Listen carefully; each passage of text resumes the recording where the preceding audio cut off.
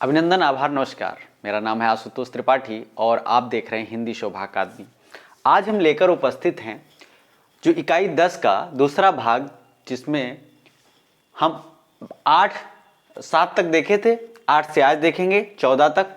कुल इकाई 10 में 14 रचनाएं लगी हुई हैं। आप हुदरी, भोला राम का जीव और जामुन का पेड़, संस्कृत के 4 अध्याय, एक साहित्यिक की डायरी, मेरी तिब्बत यात्रा, अरे यायावर रहेगा याद। आज हम इन रचनाओं को देखेंगे और इकाई 10 को पूर्णतया एक फास्ट रिवीजन के रूप में विश्लेषित कर लेंगे। चलिए, मैं हूं आशुतोष त्रिपाठी और आप सबके लिए ये लेकर उपस्थित हूं। यूजीसी नेट को सहज सरल बनाने का मेरा प्रयास है। ठीक है, चलिए हम देखते हैं पहली रचना, आप हुदरी। आप हुदरी एक ऐसे बेबाक लेखिका की कहानी है, आत्मकथा है, जो शायद सबके अंदर इतना धैर्य तो नहीं है, खास करके नगेंद्र जैसे लेखकों में। नगेंद्र ने कहा अपनी अर्धकथा में कि हम अपनी पर्सनल जिंदगी की बातें जो है मतलब उसको आपके साथ साझा करने में सहज नहीं हैं, लेकिन आप हुदरी में ऐसी ऐसी चीजों के बारे में रमणिका गुप्ता लिख देती हैं। वो किससे संबंध बनाती हैं, शादी से पहले, किससे शादी के बाद। इतनी पर्सनल लाइफ को एक साहित्य के रूप में प्रस्तुत कर देना बहुत बड़े धैर्य की जरूरत है। फिलहाल इसमें बेबाक रहिए। चलिए अब हुदरी देखते हैं। अब हुदरी रचना की लेखिका जो है कौन है? रमणिका गुप्ता। रमणिका गुप्ता का जन्म 1930 में पंजाब में हुआ था।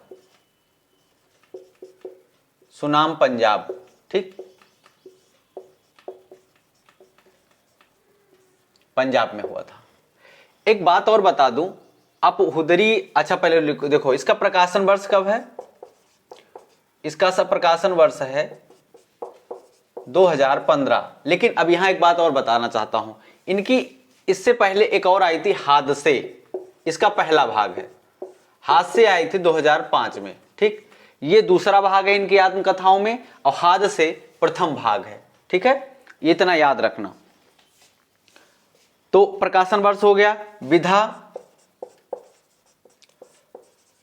आत्मकथा है और ऐसी आत्मकथा रेयर है, मतलब मिलना मुश्किल है। एक बात और, रमणिका का नाम बचपन में क्या रहता है? रमणा रहता है। क्या नाम रहता है? रमणा, बचपन का नाम। ठीक है, बचपन का नाम रमणा रहता है। आत्मकथा यात्रा क्या है इनकी, मतलब कहां से कहां तक है? तो आत्मकथा यात्रा, ठीक, आत्मकथा यात्रा, मजदूर यूनियन की नेता,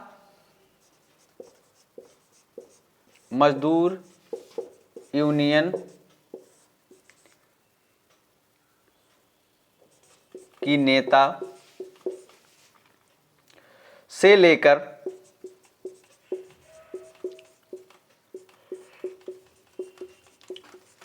बिहार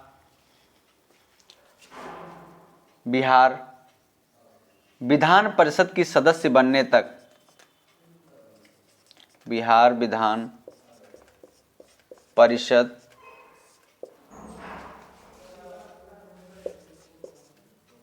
की सदस्य बनने तक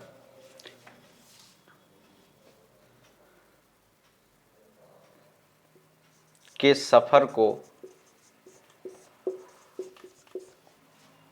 हादसे में 2005 में जो आई में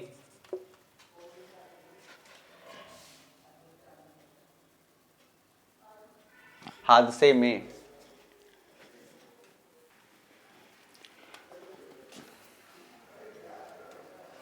वर्णित है।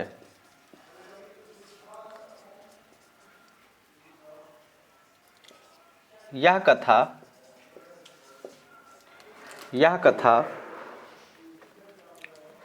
जीवन की तमाम विसंगतियों से, यह कथा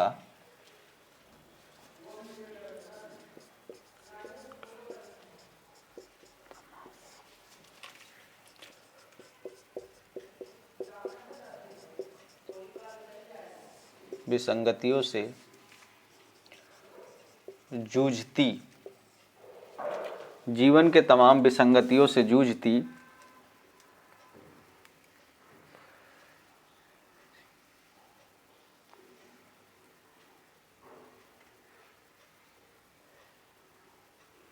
लड़ती एवं उबरती एक लड़की की कहानी है। जूझती, लड़ती एवं उबरती एक लड़की की कहानी है। ठीक, जबकि आगे इसमें जोड़ते जाओ, जबकि आप हुदरी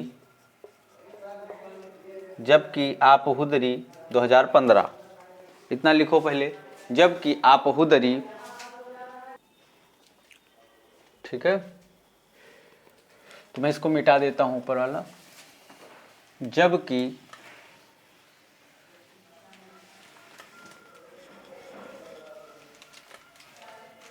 एक बात बताएं, उस दिन मुर्दहिया जो लिखाए थे, तो मुर्दहिया का समय 2010 है, उसको संशोधित कर लीजिएगा। और मणिकर्णिका जो है उसका समय 2014 है। ठीक, जो लिखाया गया था मुर्दहिया 2010 और मणिकर्णिका 2014, डॉक्टर तुलसीराम, दो आत्मकथाएं उनकी। ठीक, चलो, तो जबकि अपहुदरी रमणा से शुरू होती है,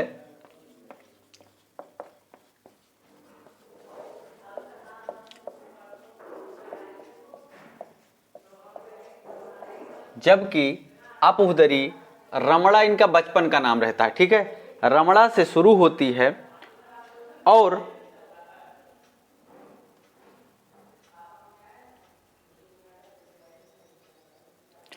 रमणा से शुरू होती है और रमणा से रमणिका गुप्ता, ठीक, रमणा से रमणिका गुप्ता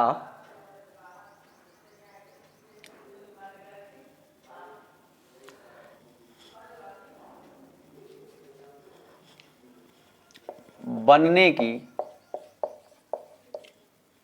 पूरी कहानी है। अब यहां एक बात आपको ये समझ में आ गई कि मजदूर यूनियन से लेके और दिल्ली विधान परिषद की जो सदस्य बनती है वहां तक की कहानी हादसे में मिलती है, जो घटनाएं हैं। लेकिन रमणा से और रमणिका गुप्ता बनने की कहानी का वर्णन इसमें मिलता है, जो है आप हुदरी में। ठीक है, चलिए अगला हम देखते हैं इसके बारे में, महत्वपूर्ण पात्र कौन कौन से हैं। ठीक, महत्वपूर्ण पात्र कौन से हैं? लेखिका स्वयं है। लेखिका के पिता प्यारेलाल बेदी हैं। पिता प्यारेलाल बेदी हैं। ठीक, लेखिका के पिता प्यारेलाल बेदी हैं। बीबी जी यानी माँ लीलावती बेदी हैं। और बीबी जी कौन है? माँ कौन है? माँ है लीलावती बेदी।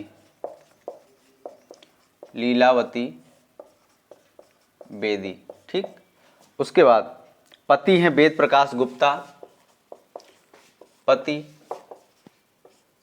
वेद प्रकाश गुप्ता। पति वेद प्रकाश गुप्ता। पुत्र हैं इनके उमंग,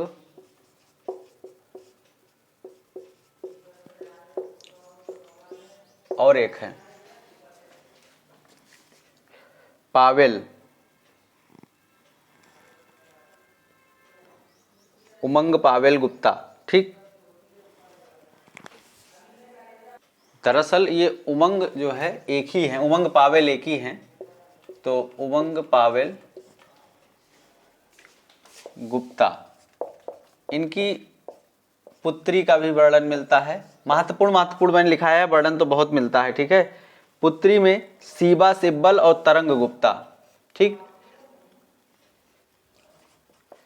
सीबा सिब्बल और तरंग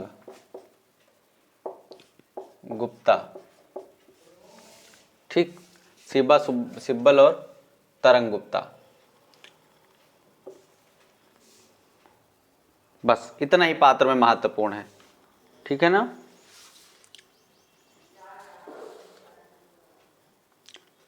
आओ महत्वपूर्ण तथ्य देखेंगे इसके, ठीक है।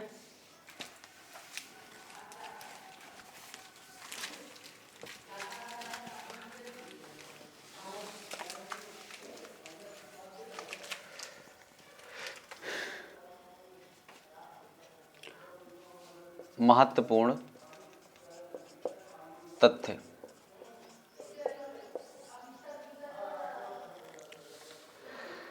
आपुदरी अपने मन की करने वाली, आपुदरी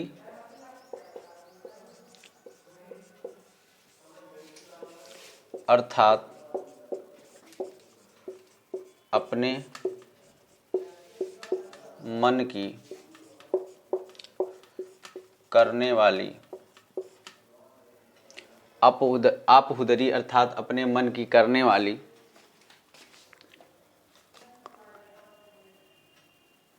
सारी सीमाओं को तोड़ने वाली,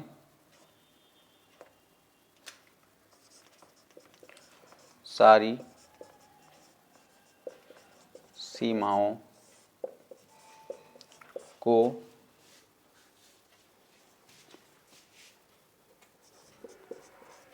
तोड़ने वाली, किसी की भी ना सुनने वाली, किसी की भी ना सुनने वाली,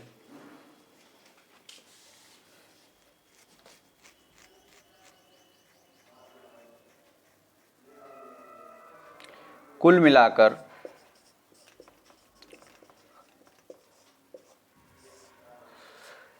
रमणा से रमणिका गुप्ता बनने की पूरी प्रक्रिया है अपुदरी, ठीक। तो कुल मिलाकर एक स्वच्छंद स्त्री की आत्म कथा है कौन? आपुदरी। आगे इसको 1 नंबर कर लेना।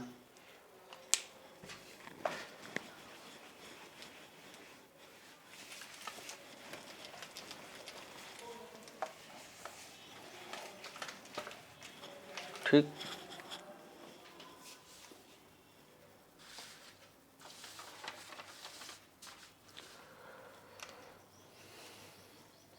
अगला लिखना कि बचपन के बुरे अनुभवों के बावजूद युवा रमणा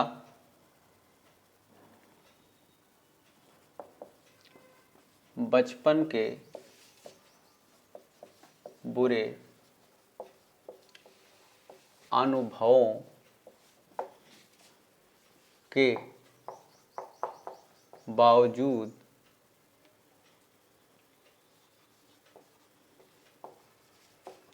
युवा रमणा बचपन के बुरे अनुभवों के बावजूद युवा रमणा,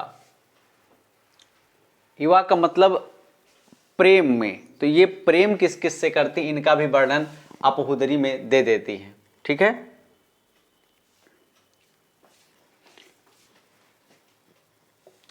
युवा रमणा कभी कभी बुआ के लड़के जितेंद्र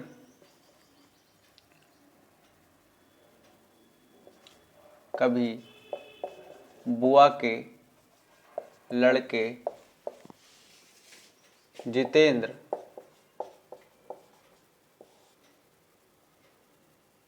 ये इनके बुआ के लड़के रहते हैं जितेंद्र, जिनसे ये मतलब लगाव रखती हैं, प्रेम रखती हैं। ठीक, तो कभी हमीद की आंखों में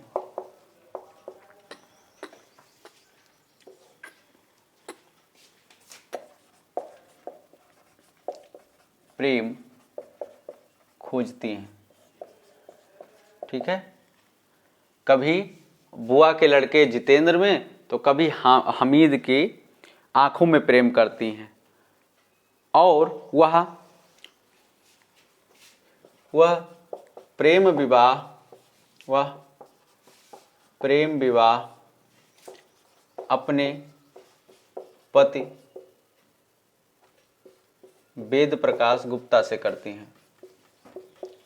वेद प्रकाश गुप्ता से करती हैं।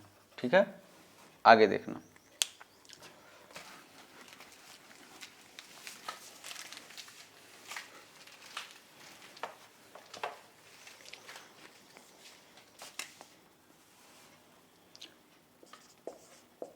लेखिका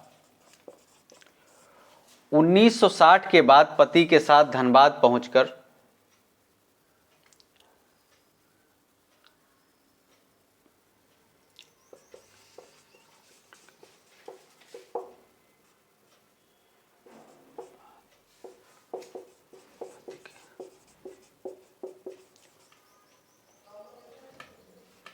पति के साथ धनबाद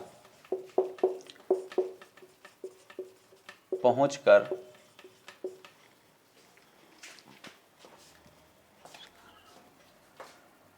सामाजिक राजनीतिक कार्यकर्ता के रूप में जुड़ती है। सामाजिक राजनीतिक कार्यकर्ता के रूप में जुड़ती है। कार्यकर्ता शब्द लिखा है लेकिन ये गलत है, कार्यकर्त्री होता है ना, तो मैं कार्यकर्ती ही कर देता हूं। कार्यकर्त्री के रूप में जुड़ती है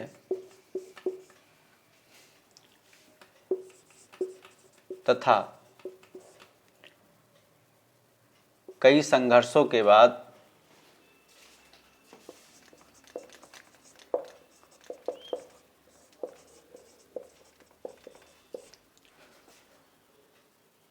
कांग्रेस छोड़कर,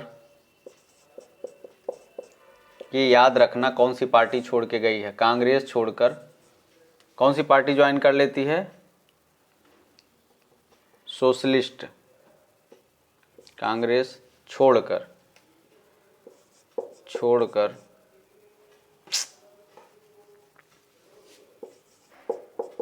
कांग्रेस छोड़कर सोशलिस्ट, ठीक है ना, कौन सी पार्टी ज्वाइन कर लेती है, सोशलिस्ट पार्टी ज्वाइन कर लेती है। मतलब कांग्रेस इनका बहुत संघर्ष होता है, तो ये क्या करती हैं कि कांग्रेस से मोहभंग हो जाता है और सोशलिस्ट पार्टी ज्वाइन कर लेती है। ठीक है ना। लेखिका ने पंजाब की सबसे घृणित प्रथा कुड़ी मार प्रथा की भी जिक्र किया है। ठीक है ना। लेखिका ने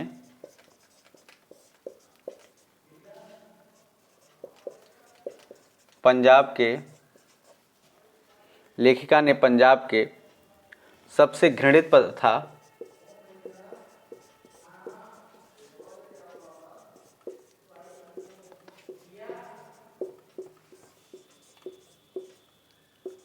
कुड़ी मार प्रथा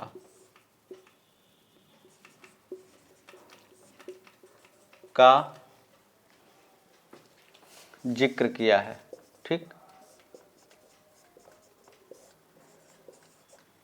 ये हो गया, आगे भी लिख लीजिए 1 2।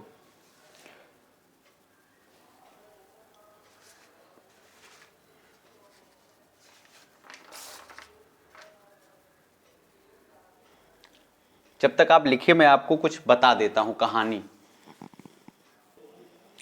तो कहानी कुछ ऐसी है कि अच्छा मैं लिख रहे होंगे। कहानी ऐसी है कि लेखिका ऐसी स्वच्छंद स्त्री की वर्णन है, लेखिका रमणिका गुप्ता करती है अपने बारे में, कि जो किसी भी रूप में अपने को सफल पाना चाहती है। कुल मिला के बात ऐसी है कि जैसे वो पहले आपको जानते हैं कि बचपन में उसके अच्छे अनुभव नहीं थे चीज़ों के, अगर ना पता हो तो बचपन में बड़े इसके अच्छे अनुभव नहीं रहते। तो ये उसके बावजूद जो है जितेंद्र, अपने बुआ के लड़के जितेंद्र से, और जो है एक वहीं हमीद रहता है लड़का, उससे प्रेम ढूंढती है, उससे इनको आकर्षण होता है। लेकिन इनका मेन आकर्षण वेद प्रकाश गुप्ता से होता है, जिससे इन्होंने विवाह कर लिया। वेद प्रकाश गुप्ता, लिखते रहिए, वेद प्रकाश गुप्ता से शादी होती है। और आपको पता है कुछ समय प्रेम विवाह कोई इतना आसान काम नहीं था, तो प्रेम विवाह करते हैं तो रूढ़ियों को तोड़ के, ठीक है। अच्छा, इसके बाद क्या होता है, कई बातें, जैसे कि रमणिका गुप्ता एक बूढ़े फौजी से शारीरिक संबंध बनाती है, इसका वर्णन है।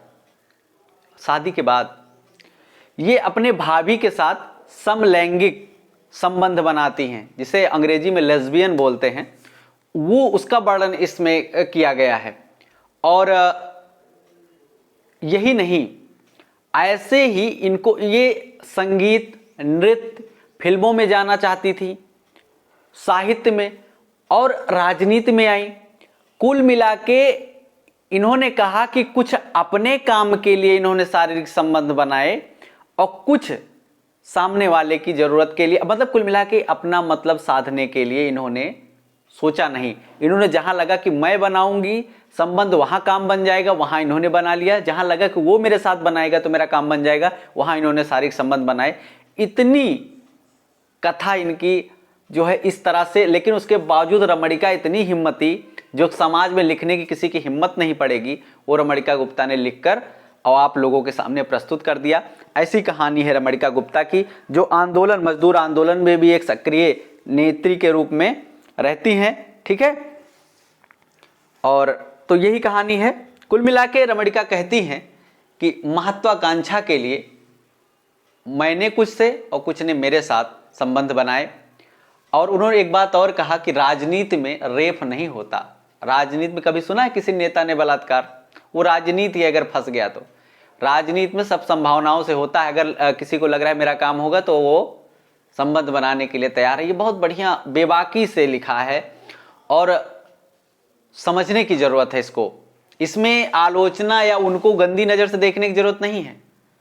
एक तरह से भाई, अगर समाज में दूसरे पर प्रश्न चिन्ह उठ रहा है ना, अगर एक वर्ग दूसरे से बोल रहा है तो दोनों में कमी है, एक ही में थोड़ी है। समझ रहे हैं? तो ये कहानी है रमणिका गुप्ता की। कुल मिला के अंतिम एक बात और लिखा देंगे, वो लिख लीजिए। और बस ये याद रखना है इनके बारे में, कुड़ीमार प्रथा का इन्होंने वर्णन किया है। ये धनबाद में पहुंचकर मजदूर यूनियन के लीडर होती हैं, बाद में विधान परिषद तक पहुंच जाती हैं। इन्होंने अपने जीवन के कितने मतलब के लिए किससे क्या संबंध बनाए, किससे क्या किया, सारा वर्णन इनका मिलता है। शादी के बाद जब वेद प्रकाश गुप्ता इनकी जिंदगी में थे, उसके बावजूद अनगिनत संबंध ये दूसरों से बनाती हैं। फिलहाल चलिए आइए देखते हैं। अंतिम बात ये लिख लीजिए कुल मिला के कि सारांश में या कुल मिला के निष्कर्ष में कि अपहुदरी नहीं, आपहुदरी, ठीक, आपहुदरी में स्त्री पुरुष संबंध, आपहुदरी में स्त्री पुरुष संबंध, स्त्री का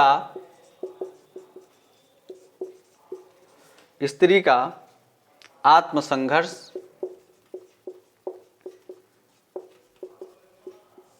स्त्री का आत्मसंघर्ष,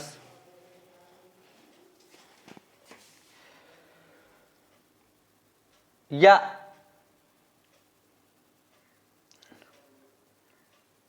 आत्मसंघर्ष, देह का अर्थशास्त्र। देह का अर्थशास्त्र सब पे विचार करना, ये जो शब्द है ये बहुत काम का है। देह का अर्थशास्त्र खास करके लड़कियों के लिए तो बहुत बड़ी समस्या है। देह का अर्थशास्त्र एक पुरुषात्मक समाज में जो है ये बहुत बड़ा अर्थशास्त्र है। मैं कुछ इस पर टिप्पणी अभी नहीं करना चाहूंगा, फिर कभी। ये रमणिका गुप्ता पढ़ लेंगे, खुद ही बहुत बड़ी टिप्पणी है। ठीक है, देह का अर्थशास्त्र और सत्ता के लिए समर्पण। सत्ता के लिए समर्पण, ठीक, समर्पण के साथ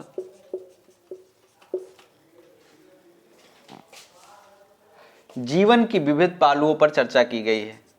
जीवन के विविध पहलुओं पर चर्चा की गई है। ठीक है, अब हम अगला देखने जा रहे हैं।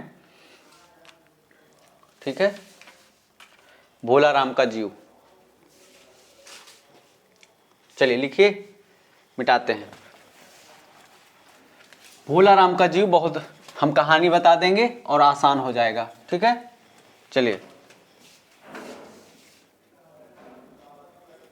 इसको लिख लीजिए। ठीक है, चलिए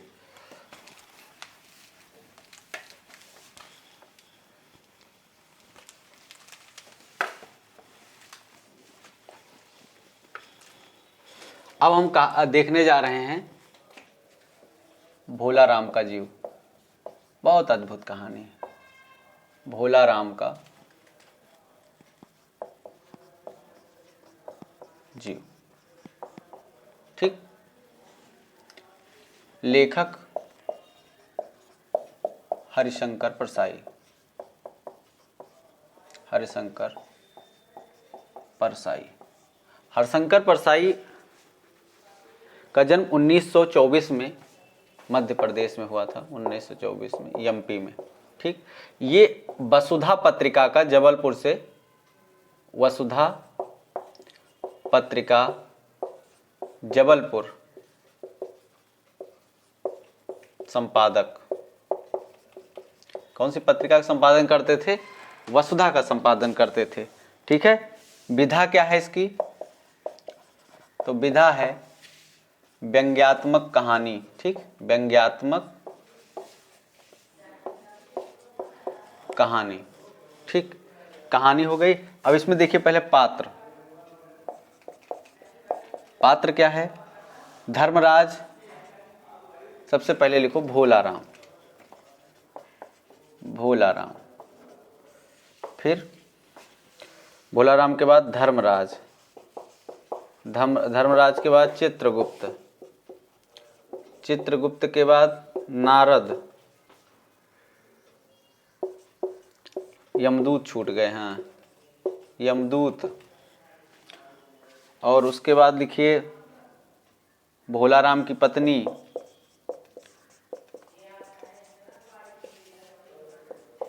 ठीक, भोला राम की पत्नी के बाद लिख लीजिए साहब, बाबू, चपरासी इत्यादि। साहब, बाबू, चपरासी इत्यादि। उसके बाद इसमें लिखिए वर्ण विषय क्या है। ठीक, वर्ण विषय क्या है? यह कहानी कर्मचारियों की समस्या। यह कहानी कर्मचारियों की समस्या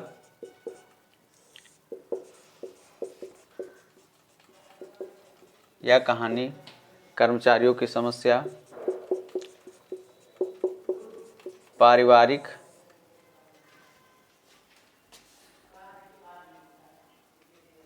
समस्या, पारिवारिक समस्या, रिश्वतखोरी, भ्रष्टतंत्र, रिश्वतखोरी, भ्रष्टतंत्र रिश्वतखोरी, भ्रष्ट तंत्र, मध्यम वर्ग का जीवन,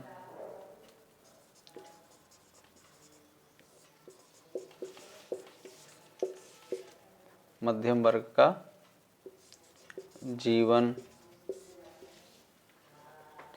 और सामाजिक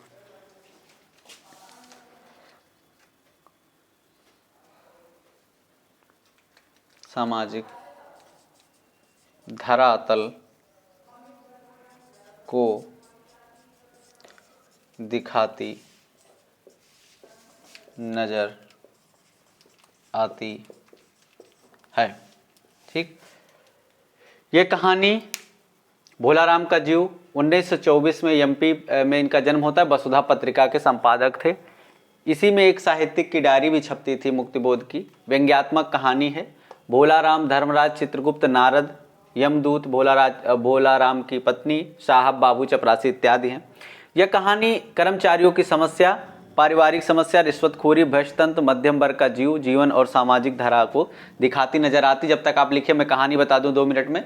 दरअसल ये कहानी एक भोलाराम की है जो सरकारी जो है नौकर था, यानी सरकारी कर्मचारी था, रिटायर हो जाता है। उसको पेंशन नहीं बनती। पेंशन बनवाने के लिए 5 साल भटकता रहता है, नहीं मिलती तो नहीं मिलती, वो मर जाता है। तो जब धर्मराज जो आते हैं, चित्रगुप्त, यमदूत जो है आते हैं, सब धर्मराज और यमदूत मिलके इसको ले जाने, तो ये गायब हो जाते हैं। अब सब भैया तहलका मच गया पूरे, यहाँ से लेके जो है यमदूत यमपुरी तक, कि कहाँ गए भोलाराम, कहाँ गए। अब उसके बाद जो है इनको खोजने की बात आती है। धर्मराज थक जाते हैं, इधर उधर नहीं मिलते। फिर नारद को ड्यूटी दी जाती है ढूंढने के लिए। नारद ढूंढते ढूंढते जाते हैं, सब पता लगाते हैं। पता चलता है कि ये उसी पेंशन वाले ऑफिस, इनका कई साल से परेशान थे, कहीं वही ना हो। नारद जी बुद्धिमान आदमी पहुंच जाते हैं। फाइल में पता चलता है, आवाज आती है भोलाराम भोलाराम। उनको पता चलता है कि उनकी फाइल मंगाई गई है, बोल देते हैं भोलाराम।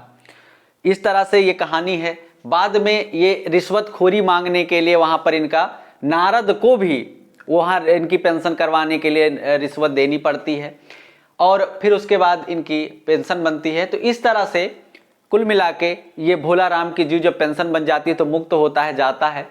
तो कुल मिला के इस कहानी का मेन यही मोटो है कि भ्रष्ट तंत्र को दिखाना, ठीक, और हम लोगों से इस बारे में विमर्श करना, क्या वाकई ऐसा होना चाहिए। और आप जब हिस्सा बनो, दूसरे की तो आलोचना करते हैं हम लोग, जब हम उसका हिस्सा बने तो क्या यह जिम्मेदारी है हमारी कि हम उस भ्रष्टता में ना आए। तो इसका भी आपको विचार करना चाहिए।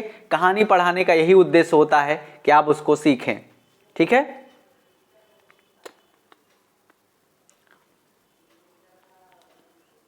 ठीक है, बस इतना ही हमको इनके बारे में जानना था।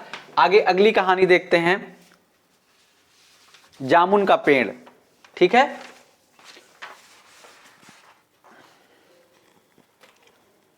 चलिए, हो गया होगा ना ये जामुन का पेड़।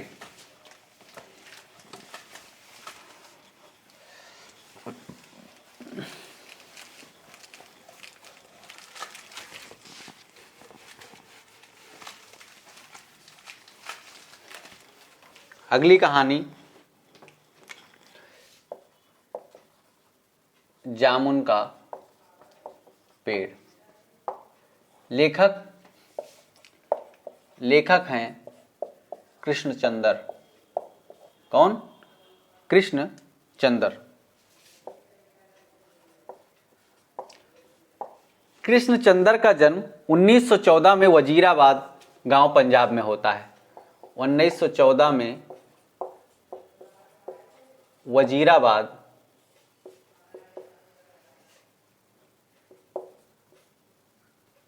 गांव पंजाब में होता है। ठीक, वजीराबाद पंजाब में होता है। इसकी भी जो विधा है वो व्यंग्यात्मक कहानी की है। किसकी है? व्यंग्यात्मक कहानी है ये। ठीक, ये भी भ्रष्ट तंत्र पे ही कहानी आधारित है। ठीक, लेट लतीफी पे। ठीक है, पात्र लिखिए।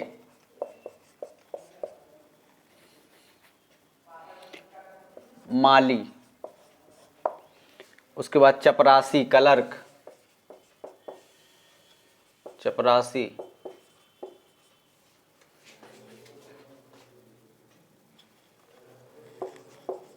क्लर्क, सेक्रेटरी,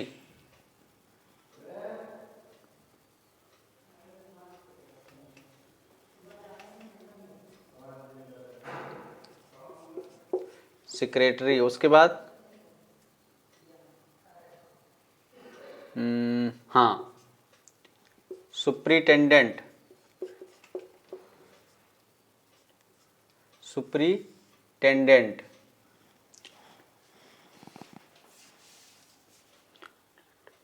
और उसके बाद अंडर सेक्रेटरी, सुप्रिटेंडेंट के बाद under secretary,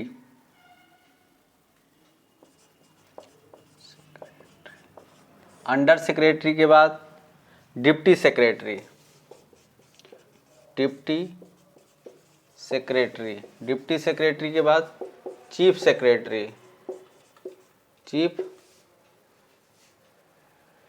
secretary, chief secretary के बाद minister, minister, minister, police constable, minister police. और सबसे महत्वपूर्ण ओस कवि। यह सीधा सीधा पूछा जा सकता है कि जामुन के पेड़ के नीचे दबे व्यक्ति का क्या नाम था, तो आपको तुरंत बताना है कि वो कोई और नहीं, ओस कवि थे। कौन था? ओस कवि। ठीक है, ये कहानी मैं लिखवाता जाऊंगा, कहानी भी बता दूंगा। ठीक है, ठीक है। वर्ण विषय लिखिए।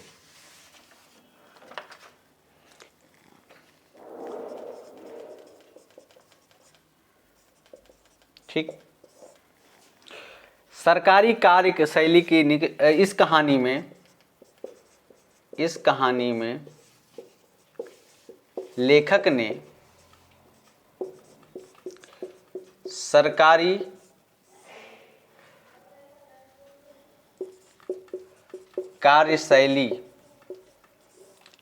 सरकारी कार्यशैली की निकृष्टता, उसमें निहित अमानवीयता,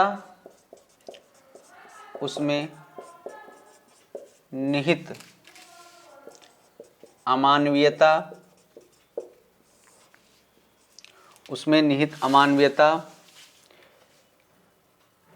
गैर जनहितवादी,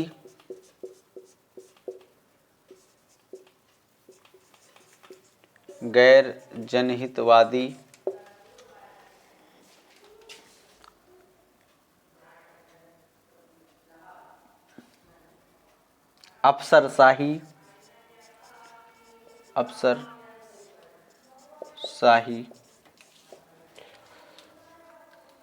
का दबदबा, अफसरशाही का दबदबा, विभागों के बीच टाल मटोल का खेल, विभागों के बीच टाल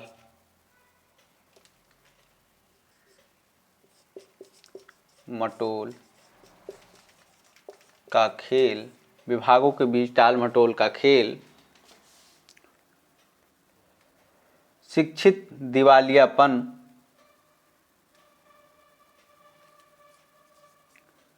आगे मैं ऊपर लिख देता हूं, आपका ये हो ही गया होगा।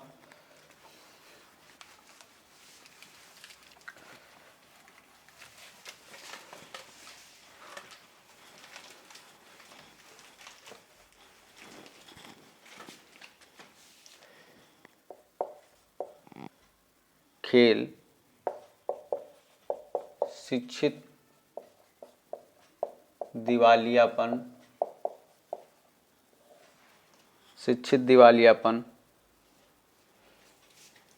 इत्यादि समस्याओं को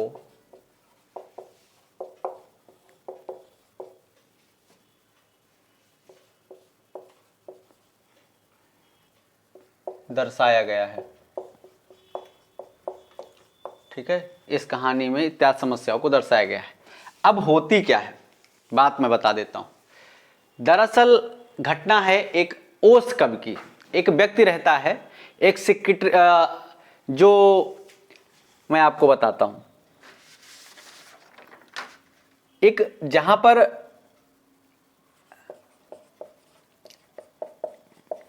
हर जिले में एक सेक्रेटरीट होता है।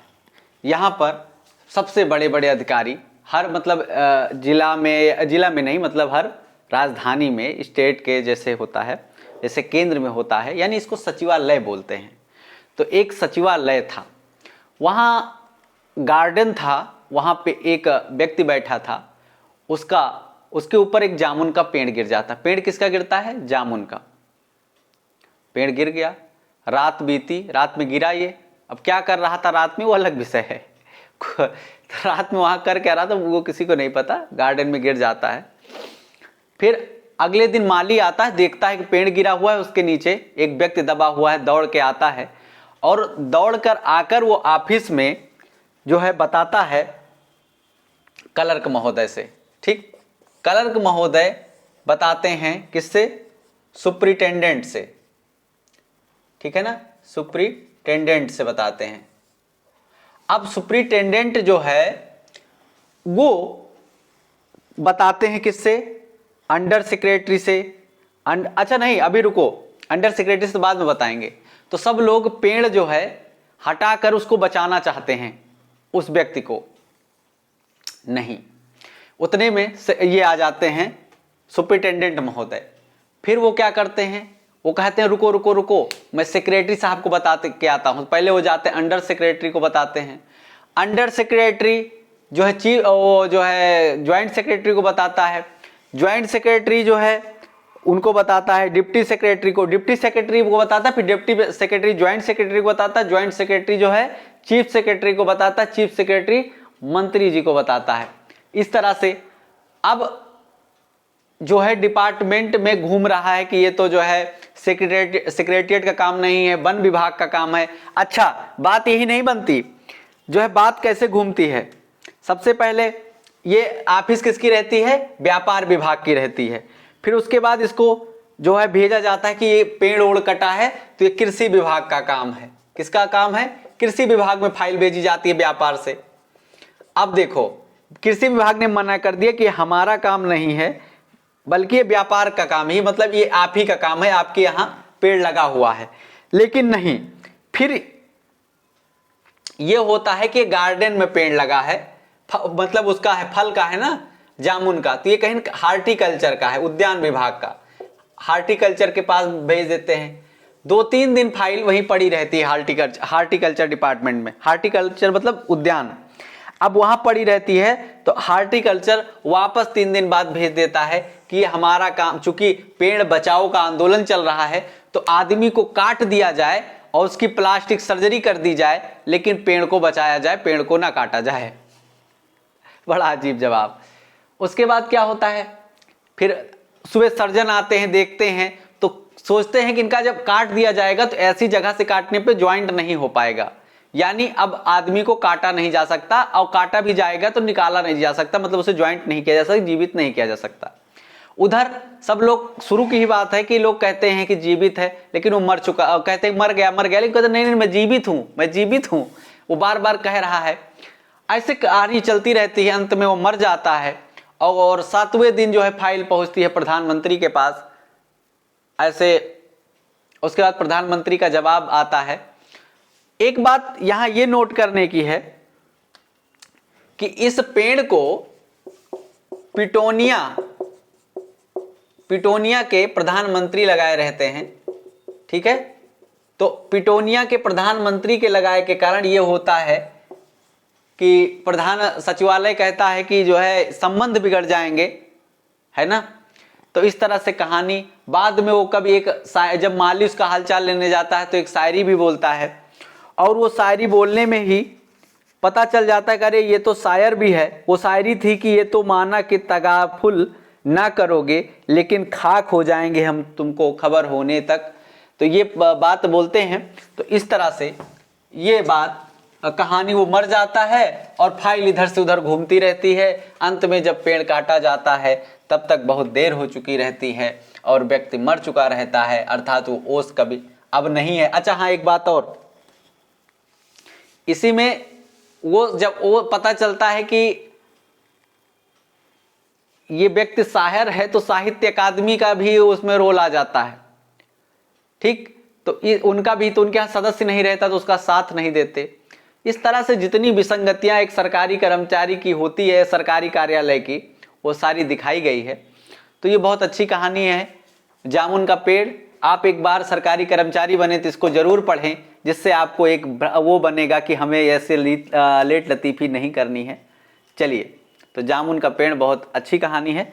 अब इसके बारे में एक बात ये लिख लीजिए, पूछा जा सकता है महत्वपूर्ण तथ्य में, महत्वपूर्ण तथ्य क्या, कि इस जामुन का पेड़ पिटोनिया के प्रधानमंत्री ने लगाया था।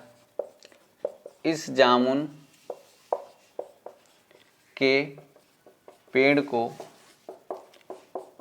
पिटोनिया के प्रधानमंत्री ने लगाया था।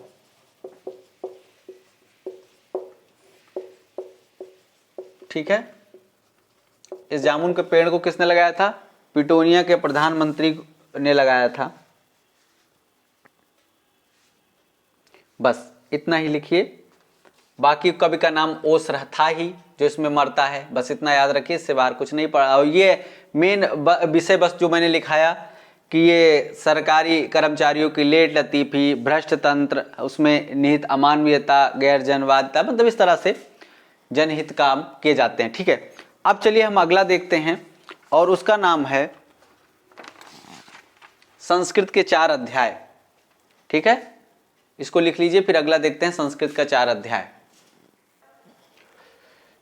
चलिए आगे देखते हैं। अगला हम देखने जा रहे हैं संस्कृत के 4 अध्याय। ठीक,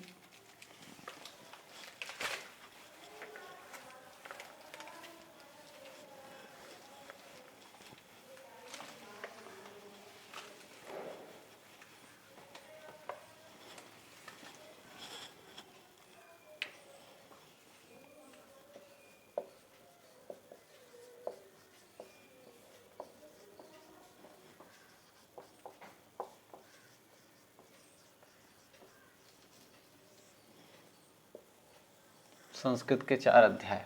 ठीक, लेखक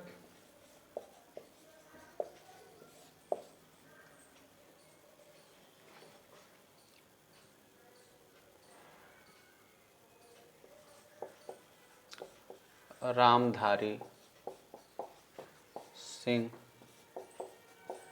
दिनकर। इनका जन्म 1908 में सिमरिया गांव,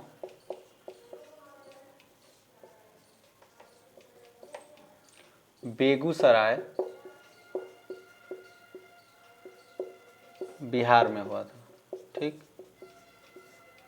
बेगूसराय बिहार में।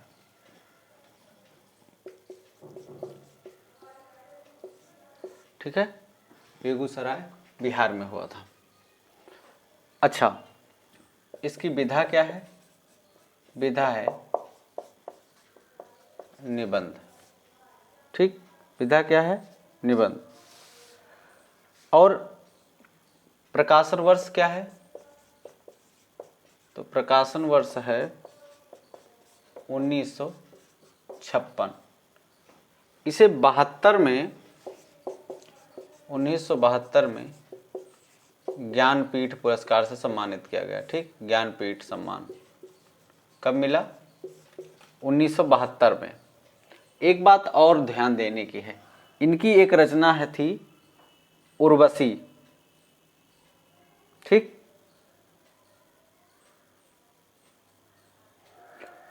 तो उसको साहित्य अकादमी पुरस्कार दिया गया। ठीक, चलिए आगे देखते हैं। उर्वशी को साहित्य अकादमी और इसको ज्ञानपीठ।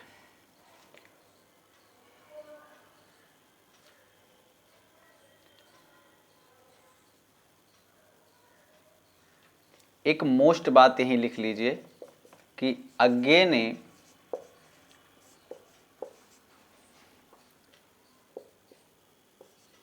संस्कृति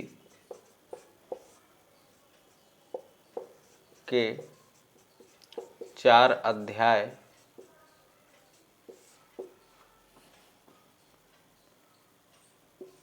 पर मिस्र संस्कृति का दोष लगाया। मिस्र का मतलब मिश्रित कर लीजिए, नहीं तो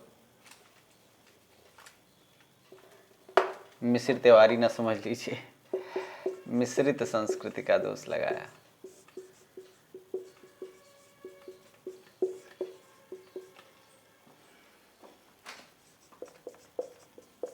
ठीक है, और अब इसके 4 अध्याय देखो, इसमें इन्हीं 4 अध्यायों को आधार पे इस रचना का नाम क्या रखा गया है, संस्कृत के 4 अध्याय। तो इसके 4 अध्याय, जो संस्कृति है, इसके 4 अध्याय कौन से हैं उनको देखते हैं। ठीक,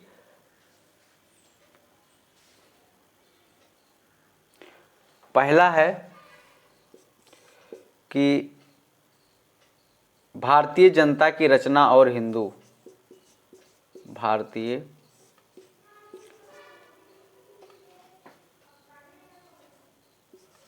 जनता की रचना और हिंदू। भारतीय जनता की रचना और हिंदू दूसरा अध्याय है। अच्छा, एक बात ये भी याद रखना, ये सारे अध्याय ना क्रांति हैं। इन 4 क्रांतियां हुई, जिनके अध्याय क्रांतियों को एक अध्याय का नाम दिया गया, और उनको उनमें से पहली क्रांति कौन थी, 4 अध्याय मतलब 4 अध्याय की पहली क्रांति कौन थी, भारतीय जनता की रचना और हिंदू। ठीक, दूसरी क्रांति क्या थी, हिंदू, अरे तो आधा लिखे, हिंदू संस्कृति का आविर्भाव। ठीक, भारतीय जनता की रचना और हिंदू संस्कृत का आविर्भाव। दूसरा क्या अध्याय है, दूसरा अध्याय है प्राचीन हिंदुत्व से विद्रोह। प्राचीन हिंदुत्व से विद्रोह। ठीक, प्राचीन हिंदुत्व से विद्रोह दूसरा हो गया। तीसरा हिंदू संस्कृत और इस्लाम। हिंदू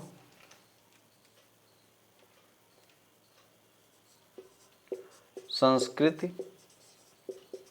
एक बार ये किताब जरूर पढ़ना आप लोग। मैं चाहता हूं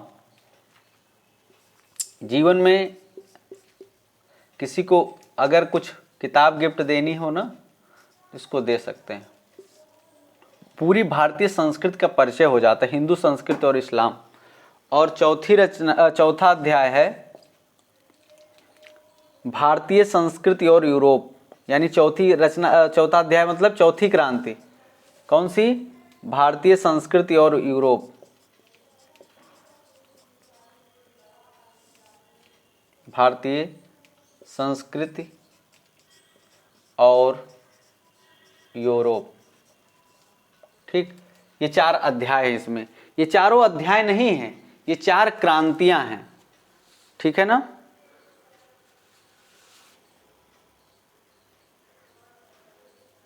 चलो,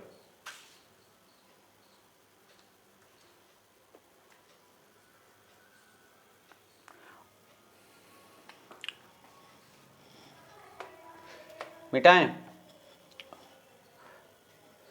विधा निबंध संस्कृत के 4 अध्याय के 1956 में आया, 72 में से क्या मिला, ज्ञानपीठ। और एक बात, 1959 में उर्वशी को क्या मिला था? साहित्य अकादमी।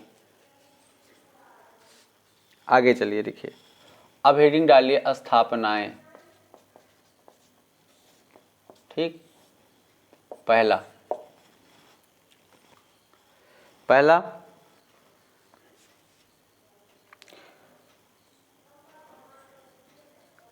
लेखक की मान्यता है कि भारतीय संस्कृति में 4 बड़ी क्रांतियां हुई।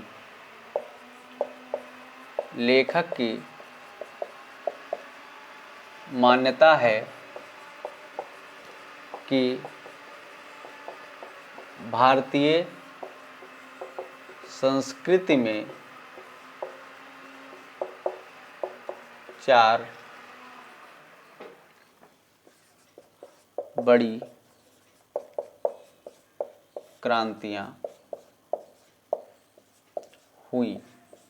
4 बड़ी क्रांतियां हुई और इन क्रांतियों को ही उन्होंने अध्याय का नाम दिया है और इन्हीं क्रांतियों को दिनकर जी ने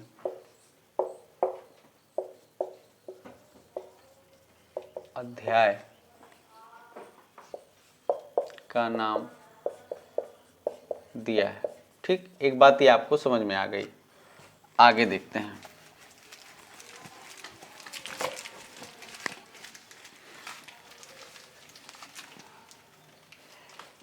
ठीक है, दूसरा लिखना। दिनकर जी ने आर्यों का मूल स्थान भारत को ही बताया।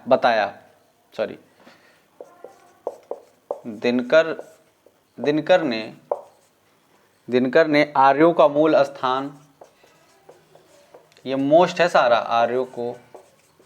आर्यों का मूल स्थान भारत को ही बताया है। दिनकर ने आर्यों का मूल स्थान किसे बताया है? आर्यों का मूल स्थान भारत को ही बताया है। योम इसके लिए बस इतना ही लिखना। तर्क दिए हैं तो उसको कुछ को, अब मुझे तर्क दें ना दें हम लोग क्या लेना देना, जो महत्वपूर्ण फैक्ट है उसी को लिखना है।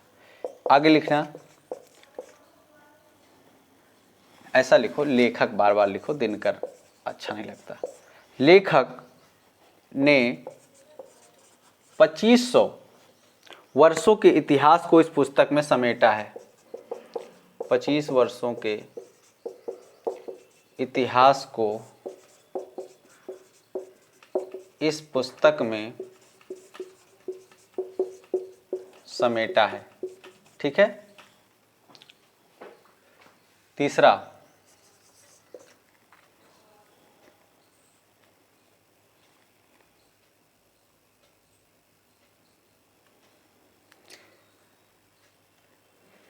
इस पुस्तक की भूमिका पंडित नेहरू ने लिखी है। इस पुस्तक की भूमिका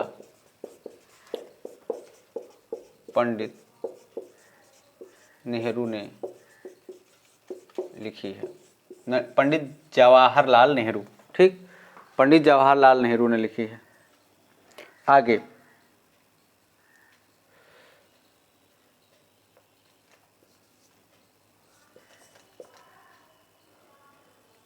इस अध्याय के अंत में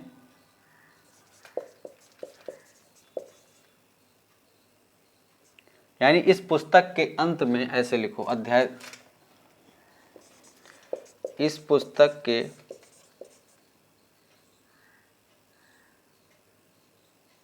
अंत में दिनकर जी ने स्त्रियों की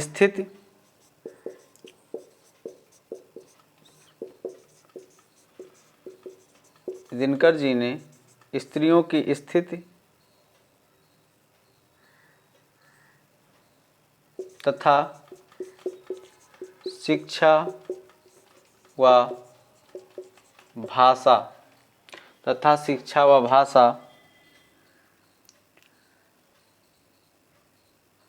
की स्थिति पर भी विचार किया है।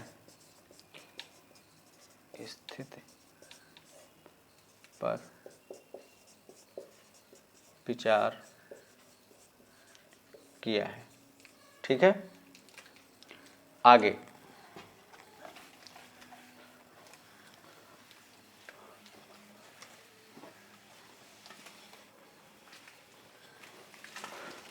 एक लिखना सारांश।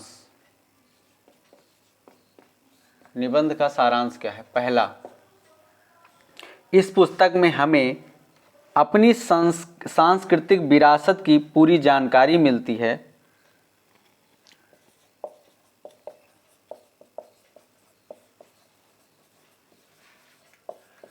इस पुस्तक से हमें अपनी संस्कृति की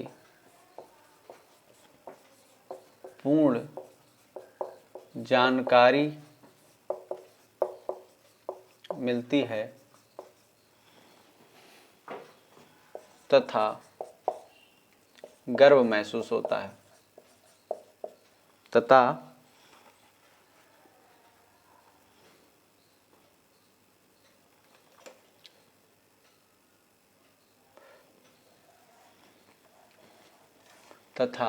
मिलती है तथा अपनी संस्कृति पर गर्व होता है। ठीक है, अगला देखना। दूसरा, इस पुस्तक से पता चलता है कि हमने पश्चिमी सभ्यता से ग्रहण कम किया अपितु सिखाया अधिक है। इस पुस्तक से पता चलता है कि हमने पश्चिमी संस्कृति से सीखा कम है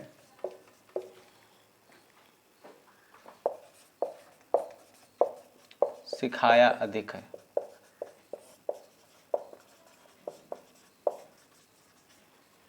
और आगे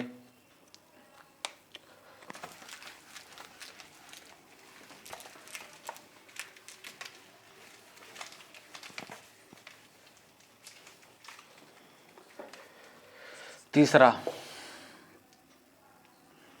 इस पुस्तक में प्रागैतिहासिक युग से लेकर आधुनिक काल तक के भारत की सांस्कृतिक इतिहास का वर्णन है। इस पुस्तक में प्रागैतिहासिक काल से लेकर आधुनिक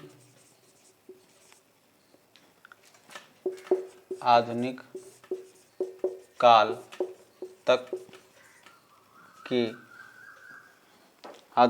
तक के भारत की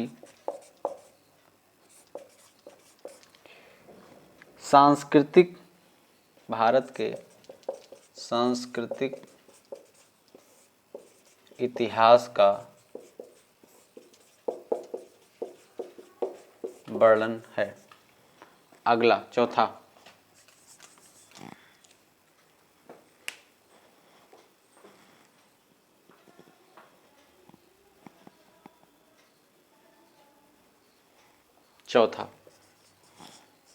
तो चौथे में हम देखेंगे कि लेखक ने भारतीय संस्कृति को सर्वश्रेष्ठ बतलाया है। लेखक ने भारतीय संस्कृति को सर्वश्रेष्ठ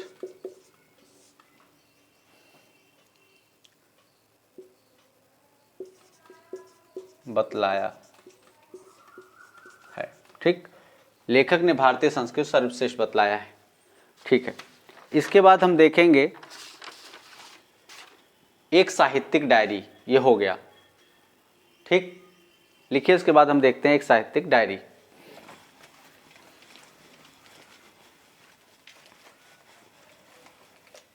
अगर जैसे जल्दी हो तो उसको पॉज कर लिया करें। ठीक ठीक है, मैं मिटा रहा हूं।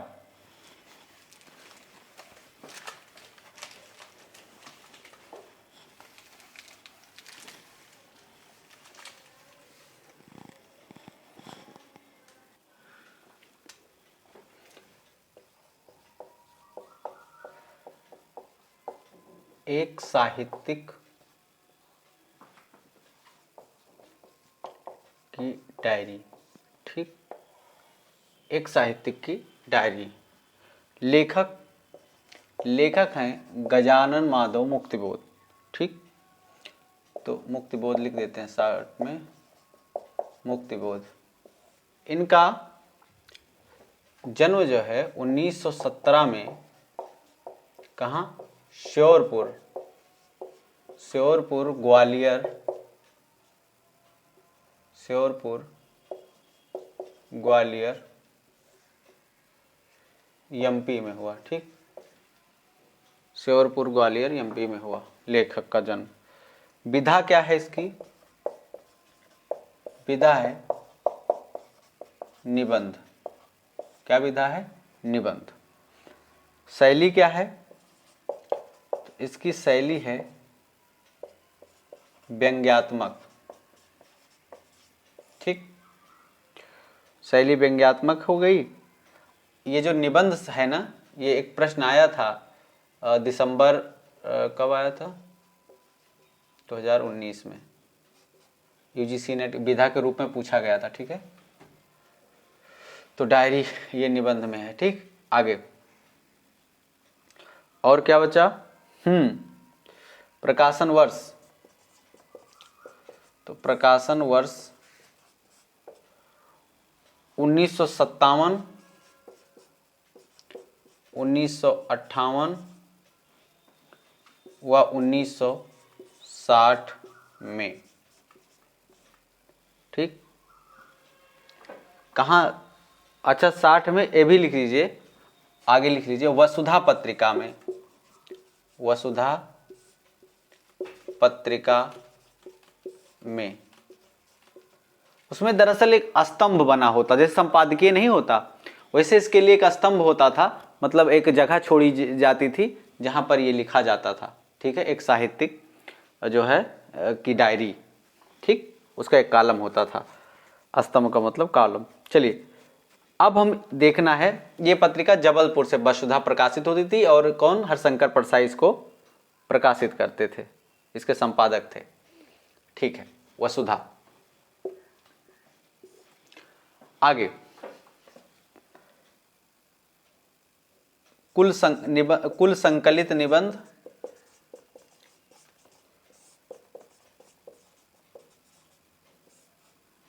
कितने हैं, तो इसमें 13 निबंध हैं।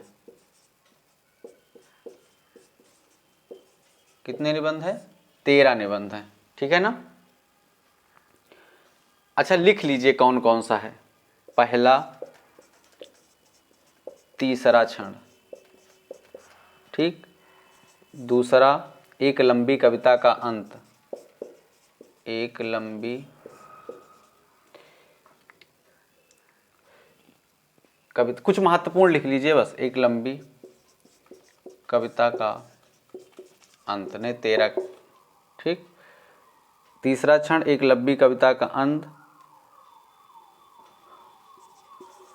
डबरे पर सूरज का, डबरे पर सूरज का बिंब, डबरे पर सूरज का बिंब। तीसरा, चौथा, हाशिए का पर एक नोट्स, हाशिए पर एक नोट्स। पांचवा, सड़क को लेकर एक बातचीत, सड़क को लेकर एक बातचीत। छठवा, एक मित्र की पत्नी का प्रश्न चिन्ह।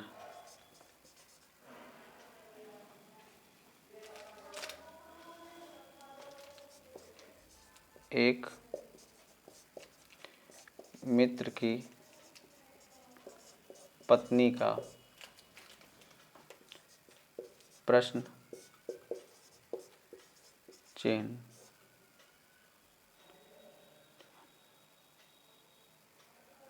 ठीक, और ऐसे बहुत सारे हैं।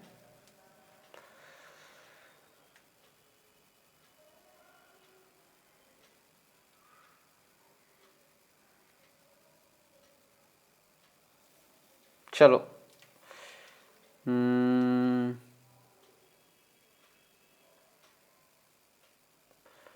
बस रहने दो। ठीक, ये 6 महत्वपूर्ण हैं, इनको नोट कर लो, जिसमें तीसरा क्षण सबसे मोस्ट है। ठीक है, इसको भी हम विशेष में लिखवा देते हैं। ठीक, अब इसके बाद लिख लीजिए स्थापनाएं। ठीक है, लिखो स्थापनाएं। विधा इसकी निबंध शैली व्यंग्यात्मक है। प्रकाशन वर्ष 1957, 58 व 60 है, मतलब तीनों वर्ष अलग अलग है। ठीक, हाँ, लगातार मत समझ लेना। तो स्थापनाएं, पहला, इस निबंध में जीवन साहित्य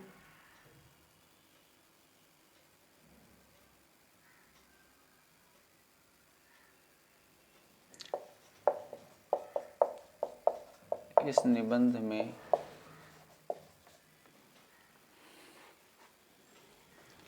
जीवन इस निबंध में जीवन साहित्य योगीन विषमता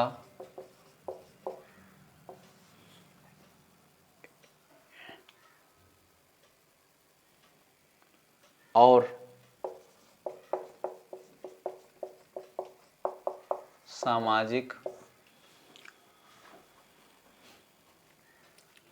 विषमताओं का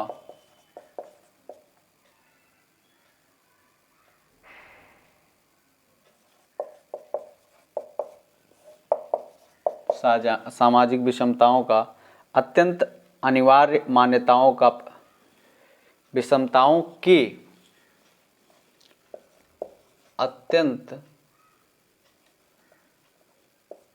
अत्यंत अनिवार्य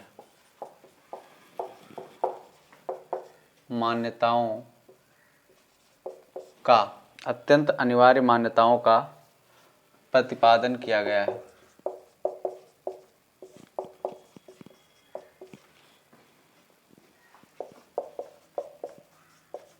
ठीक, दूसरा लिखना, आधुनिक युग का एक अतीव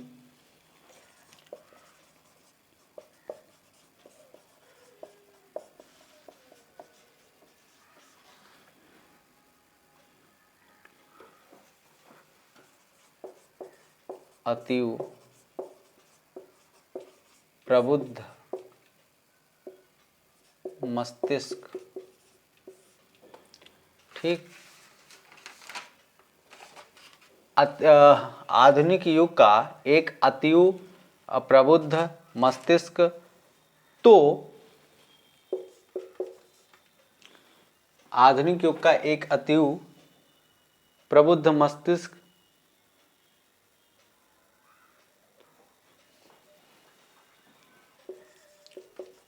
कृति के बीच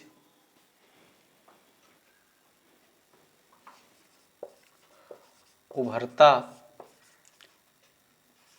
ही है, साथ ही युग की जटिल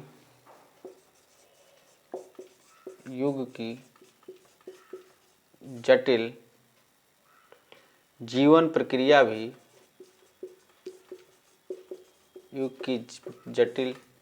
प्रक्रिया भी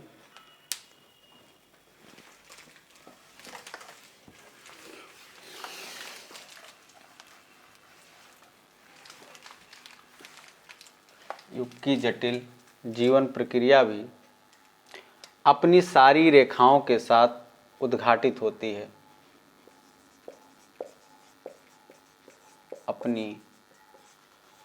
अपनी सारी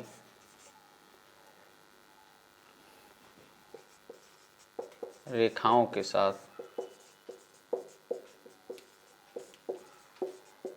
उद्घाटित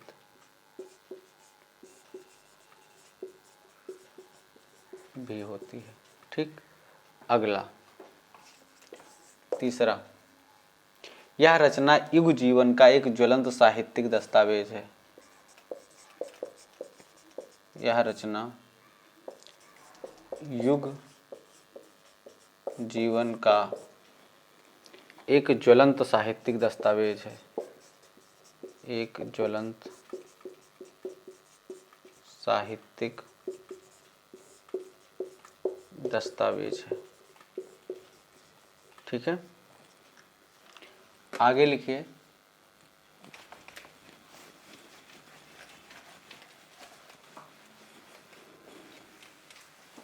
इसको लिख लीजिए, तब मैं कुछ महत्वपूर्ण बातें लिखा देता हूं, तथ्य। ठीक, महत्वपूर्ण तथ्य।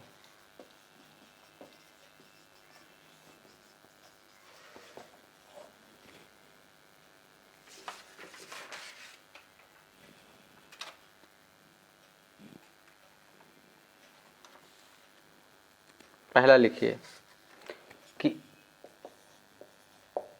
इस साहित्यिक डायरी के पहले संस्करण में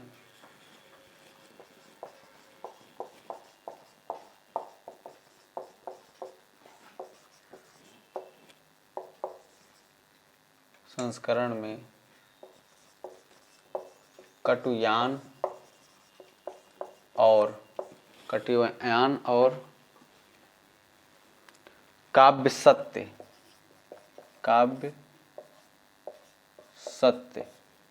कटुयान तथा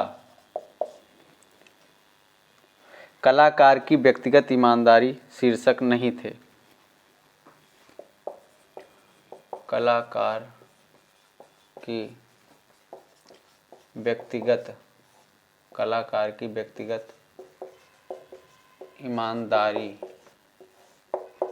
शीर्षक नहीं थे। ठीक, दूसरा लिखना,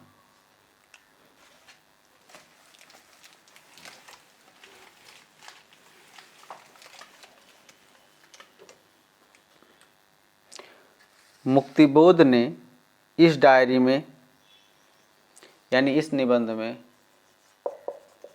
मुक्तिबोध ने इस निबंध में तीसरा क्षण शीर्षक पर सबसे लंबी टिप्पणी की है। तीसरा क्षण शीर्षक में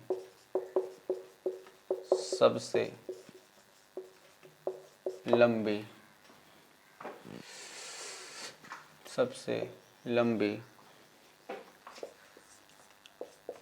टिप्पणी की है। ठीक,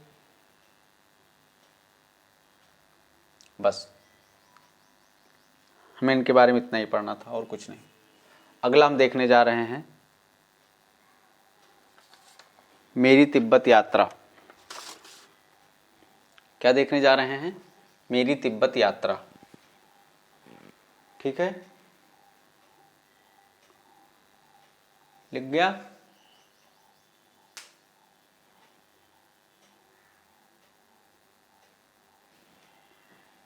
मेरी तिब्बत यात्रा।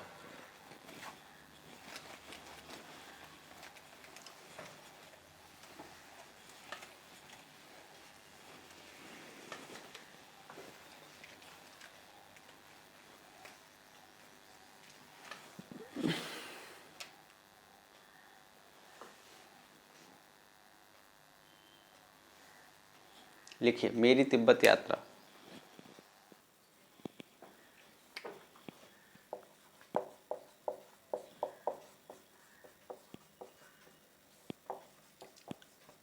मेरी तिब्बत यात्रा। लेखक हैं राहुल सांकृत्यायन। राहुल सांकृत्यायन। ठीक। जन्म 1873 में आजमगढ़ में होता है। 1873 आजमगढ़। ठीक। आजमगढ़ में होता है। आजमगढ़ उत्तर प्रदेश में पड़ता है। वैसे आजमगढ़ पहचान का मोहताज नहीं है। आजमगढ़ उत्तर प्रदेश में है। ठीक। तो आगे प्रकाशन वर्ष। प्रकाशन वर्ष इसका 1937। ठीक। और प्रकाशन वर्ष के बाद प्रकाशक लिख लीजिए।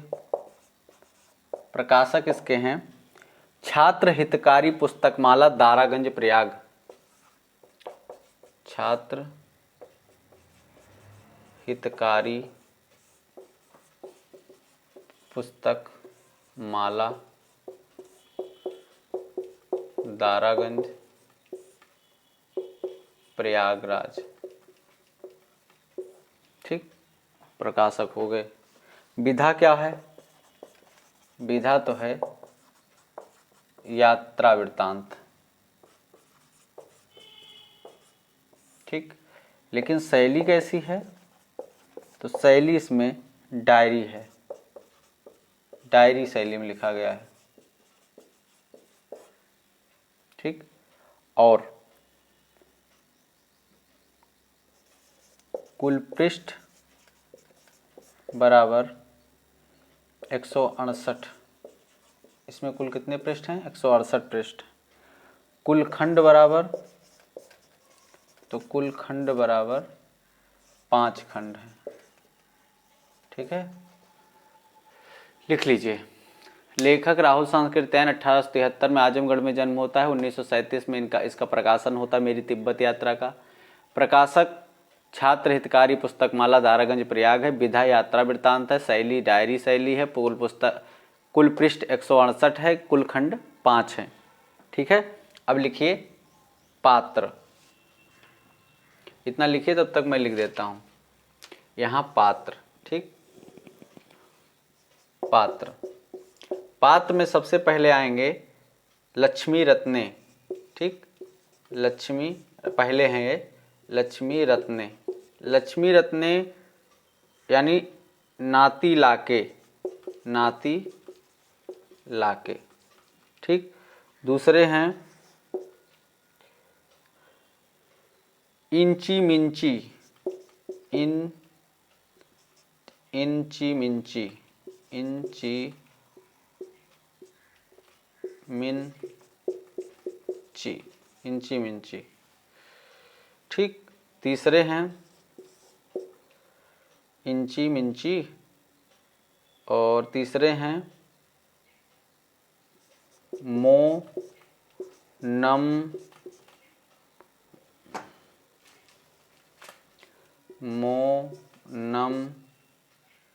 और गल और मा छ न मछन।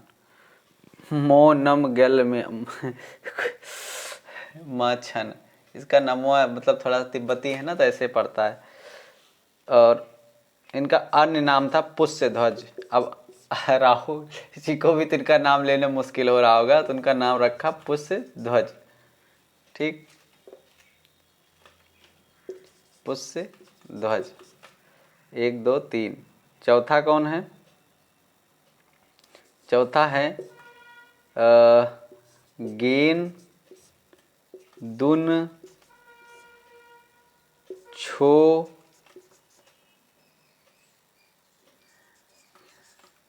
फेल। गेन दुन छो फेल। इसका मतलब नाम रखे थे संग धर्म वर्मन। वर्धन, संघ धर्म वर्धन,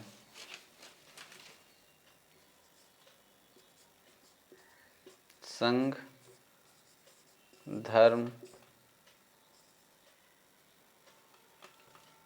वर्धन। ठीक, ये इनका नाम था। ये चारों, इनके बारे में चाहिए तो लिख लीजिए।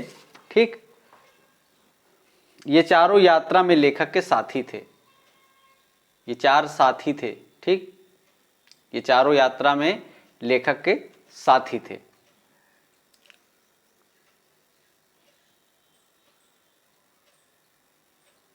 हो गया, लिखिए। ठीक है, चलिए अब हमें लिखना है यात्रा का उद्देश्य, यानी यात्रा का उद्देश्य नहीं लिखो आप, लेखन मतलब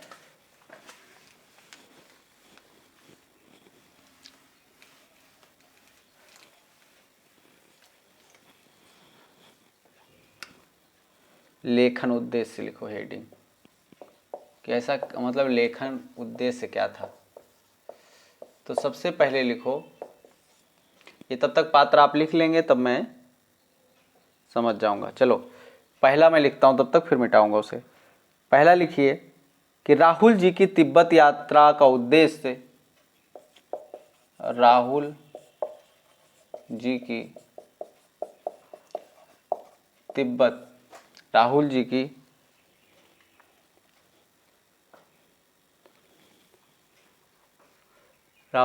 तिब्बत यात्राओं का उद्देश्य बौद्ध धर्म की पुस्तकों, बौद्ध धर्म की पुस्तकों का संग्रह करना था। कुल मिला के यही था उद्देश्य, सबसे बड़ा उद्देश्य यही था कि राहुल जी की तिब्बत यात्राओं का उद्देश्य बौद्ध धर्म की पुस्तकों का संग्रह करना था। ठीक है, और जो भी संभव हुआ राहुल जी से स्वदेश मतलब स्वदेश लेकर आए, इसमें से फोटोकॉपी करा के। ठीक, चलिए दूसरा इसी में लिख लीजिए। ये तो मेन उद्देश्य है, और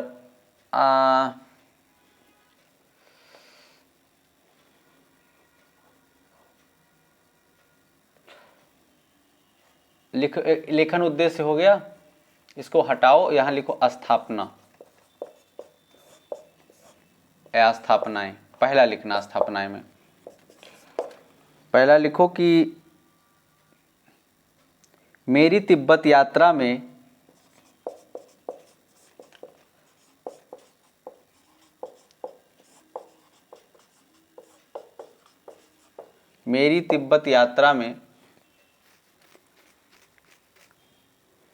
राहुल ने तिब्बतीय समाज और ज्ञानवर्धक संस्कृति का वर्णन किया है। लेखक ने तिब्बतीय समाज व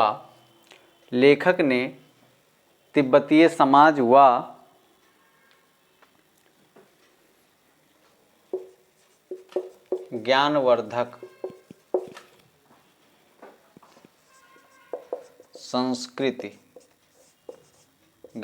संस्कृति का वर्णन किया है। एक बात तो ये हो गई।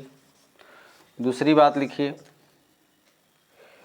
कि तिब्बत की नारी समाज का वर्णन करते हुए राहुल जी ने लिखा है, तिब्बत की नारी समाज का वर्णन करते हुए राहुल जी ने लिखा है। राहुल सांकृत्यायन लिखते हैं ना, इनका एक गोत्र होता है सांकृत्य। कौन सा गोत्र होता है? ये सांकृत्य गोत्र होता है। ठीक, इसी गोत्र के नाम पर राहुल सांकृत्यायन पड़ा, इसी सांकृत्य से सांकृत्यायन हुआ। ठीक, तो ये समझ होना चाहिए सांकृत्यायन का क्या मतलब है। तो तिब्बत की नारी समाज का वर्णन करते हुए राहुल जी ने लिखा, क्या लिखा?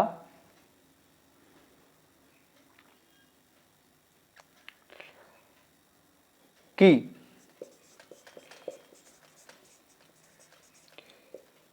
तिब्बत में भिक्षुणियों की संख्या ज्यादा है, कि तिब्बत में भिक्षुणियों की संख्या ज्यादा है। ठीक, तिब्बत में भिक्षुणियों की संख्या ज्यादा है क्योंकि वहां की प्रथा अनुसार, क्योंकि वहां की प्रथा अनुसार, क्योंकि वहां की प्रथा अनुसार सभी भाइयों की एक पत्नी होने के कारण, जैसे महाभारत में था उस तरह से, मतलब 5 पांडवों की एक पत्नी थी ना, तो सभी भाइयों की एक पत्नी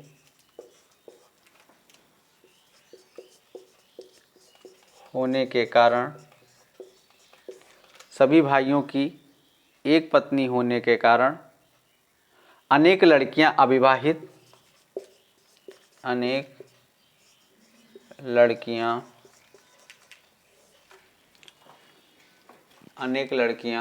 मैं ऊपर मिटा रहा हूं,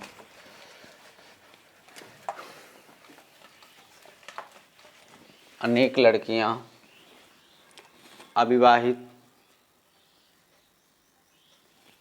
रह जाती थी, अविवाहित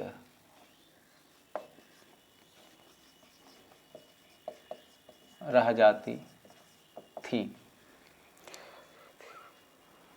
और वे भिक्षुणियां बन जाती थी, और वे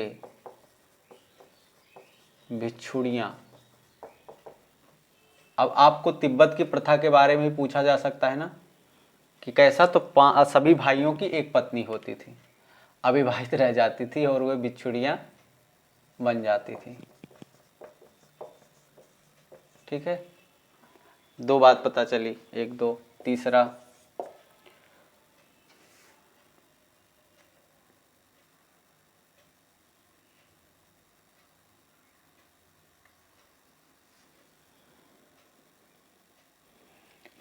राहुल जी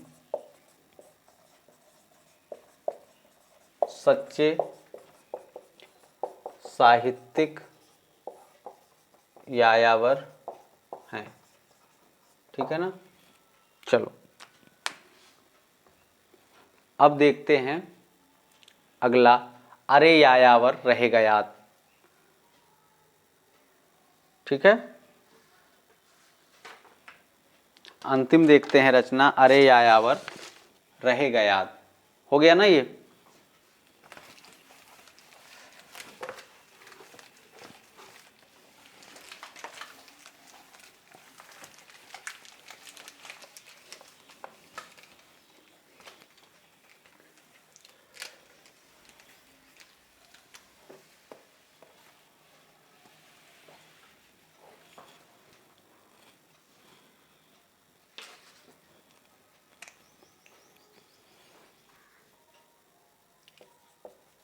अरे यायावर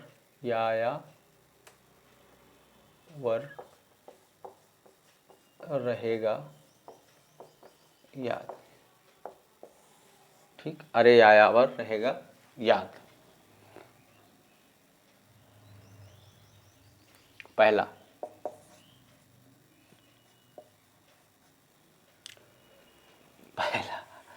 सबसे पहले लिखो लेखक, पहली हेडिंग। लेखक कौन है? सच्चिदानंद, हीरानंद, वात्सायन, अज्ञेय। अज्ञेय इनका नाम है जो जैनेन्द्र और प्रेमचंद ने दिया था। सच्चिदानंद इनका नाम है, हीरानंद इनके पिता का नाम है, वात्स्यायन इनका गोत्र है, जैसे रामधारी सिंह दिनकर और उनका राहुल सांकृत्यायन का सांकृत्य गोत्र था। ठीक उसी तरह इनका गोत्र क्या है, वात्स्यायन। वात्स्यायन गोत्र समाज में बहुत प्रचलित गोत्र है। ठीक, चलिए आगे। इनका जन्म 1911 में कुशीनगर में हुआ। कुशीनगर वही महात्मा बुद्ध की निर्वाण स्थली जो है वहीं पर एक तंबू में होता है, लेकिन उस समय वो देवरिया में आता था। ठीक, कुशीनगर बाद में बना, तो इसीलिए पढ़ने में देवरिया भी मिलता है, देवरिया उत्तर प्रदेश। ठीक, अच्छा, लेखक का बात हो गई। सबसे पहले देखो प्रकाशन वर्ष। प्रकाशन वर्ष, तो इसका प्रकाशन वर्ष है 1953। क्या है, 1953। 1960 में इनका और आता है एक बूंद सहसा उछली। एक बूंद सहसा उछली, ये भी यात्रा साहित्य है। सहसा उछली ये 1960 में आता है। और एक बात ये कि ये विदेशी यात्रा पर आधारित है। ठीक, ये किस पे आधारित है, विदेशी यात्रा पे। अच्छा, इसकी विधा क्या है, विधा जो है स्वदेशी। स्वदेशी मतलब अपने देश के अंदर स्वदेशी यात्रा वृत्तांत है। ठीक, क्या है, स्वदेशी यात्रा वृत्तांत है, ऐसे है, हटा दो, स्वदेशी यात्रा वृत्तांत। अब कुल यात्राओं की संख्या कितनी है इसमें, कुल यात्रा बराबर 8 यात्राएं हैं। ठीक, और कुल पृष्ठ बराबर, तो कुल पृष्ठ इसमें है 195। कितनी है, 195। उसमें कितनी थी, 168। चलो, तो कुल पृष्ठ 195। पात्र लिखो, पात्र। पात्र में सबसे पहले हो गया लेखक स्वयं हो गया, लेखक माने अज्ञेय जी। उसके बाद ये मोस्ट है जो मैं लिख रहा हूं, दूसरा यायावर। यायावर कौन है भाई, तो यायावर कौन है, वाहिद हुसैन। ये रट लेना, वाहिद पूछ सकता है कि यायावर कौन रहता है, अरे यायावर रहेगा याद में, वाहिद हुसैन यायावर रहता है। ये सबसे मोस्ट है, भी पूछा भी कभी नहीं गया है, तो हो सकता है इस बार ही पूछ ले। ठीक, तो यायावर वाहिद हुसैन। जीत बहादुर लामा, तीसरा जीत बहादुर लामा। चौथा कुंदन सिंह, कुंदन सिंह। पांचवा एंतोन, एंतोन। छठवा नवाब साहब, नवाब साहब। छठवा के बाद सतवा अब्दुल करीम, अब्दुल करीम। ठीक, बस अब्दुल करीम इत्यादि कर लो, कितना लिखोगे, रहने दो। इसमें मेन अगर कोई पूछा जाएगा तो यायावर पूछा जाएगा, बस परेशान ना हो, और कोई नहीं पूछा जाएगा। वाहिद हुसैन, यायावर कौन था, वाहिद हुसैन था। ठीक है, तो इतनी बात समझिए। लेखक अज्ञेय हैं। 1911 में कुशीनगर देवरिया उत्तर प्रदेश में जन्म होता है। प्रकाशन वर्ष 1953 है। एक बूंद सहसा उछली इनका दूसरा यात्रा वृत्तांत है। इसी 2 पार्ट में इनका यात्रा वृत्तांत, एक ये एक ये। तो एक बूंद सहसा उछली 1960 में आती, जो विदेशी यात्राओं पर आधारित है। अरे यायावर रहेगा याद, स्वदेशी यात्रा पर आधारित है। इसमें कुल 8 यात्राएं हैं, पृष्ठ 195 है, और लेखक अज्ञेय हैं। लेकिन यायावर कौन है इसमें, अरे यायावर जो संबोधित किया गया तो वाहिद हुसैन को किया गया है। ठीक है,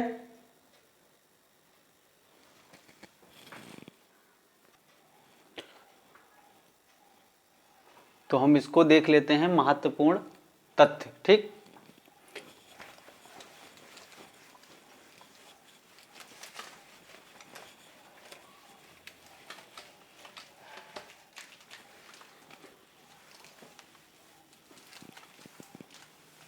इसको आप लिखते रहो।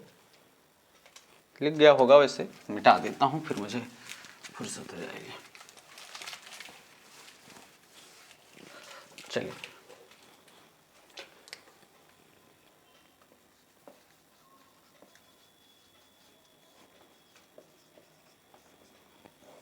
पहला, इन यात्राओं में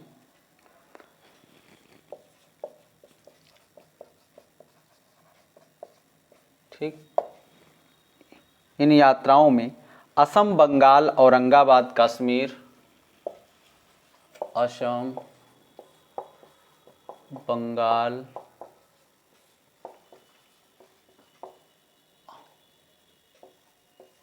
औरंगाबाद, कश्मीर, औरंगाबाद, कश्मीर, पंजाब व हिमाचल प्रदेश के भूभागों का वर्णन तो है। पंजाब,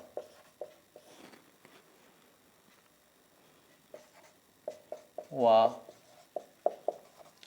हिमाचल के, पंजाब व हिमाचल के भूभागों का वर्णन तो है।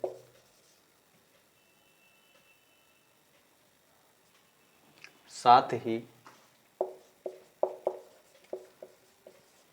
वर्णन है, साथ ही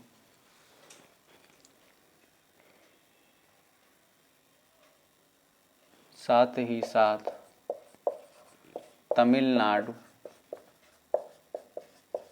साथ ही साथ तमिलनाडु के अति प्राचीन मंदिरों के बारे में भी बताया गया है।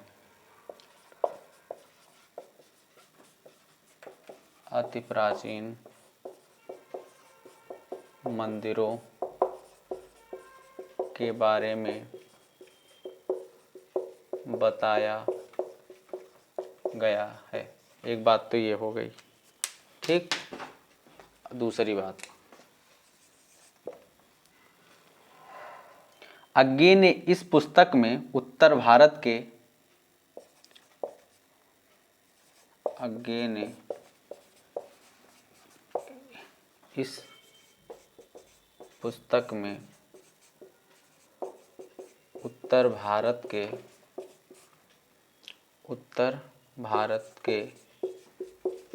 ऐतिहासिक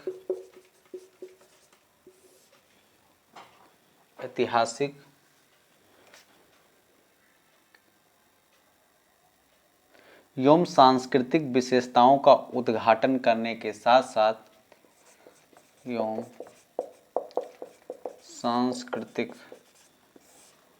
सांस्कृतिक विशेषताओं का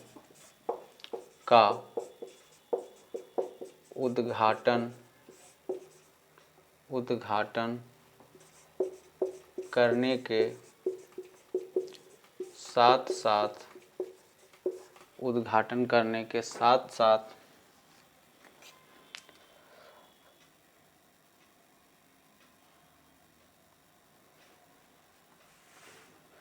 सागर शोभित मेखलित सागर शोभित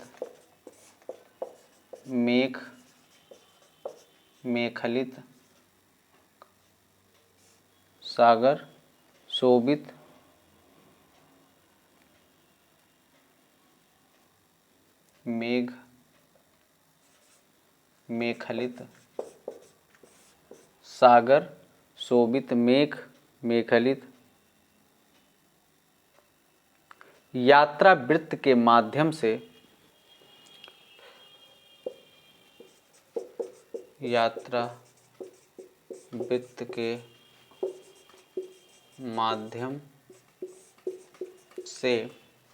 सागर शोभित मेखलित यात्रा वृत्त के माध्यम से दक्षिण भारत के धार्मिक स्थलों के दक्षिण भारत के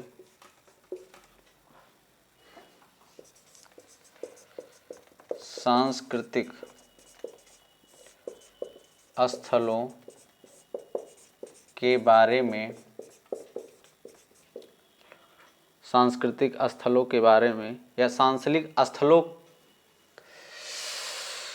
रुक जाओ, दक्षिण भारत के सांस्कृतिक स्थलों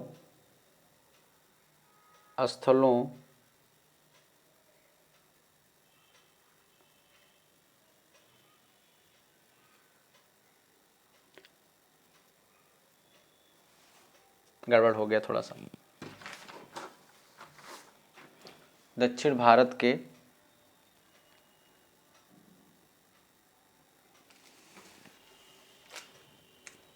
धार्मिक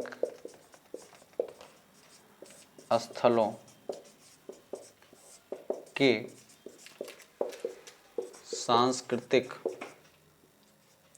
सांस्कृतिक महत्व को दर्शाया गया है। ठीक, एक ये हो गया। और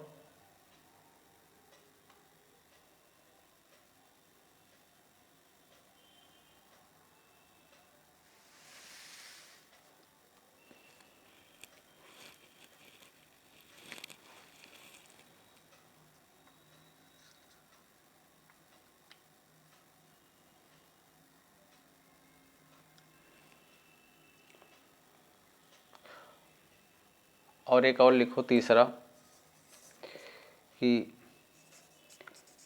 आगे की मान्यता है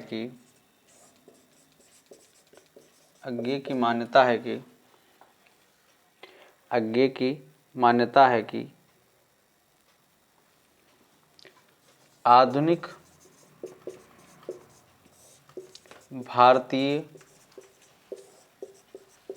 संस्कृति का स्वरूप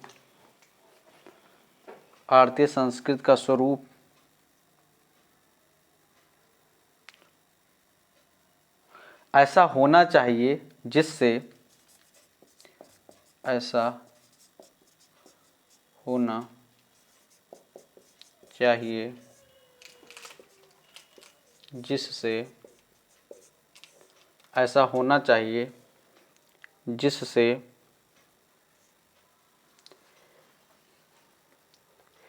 उसके प्राचीन स्वरूप का विकास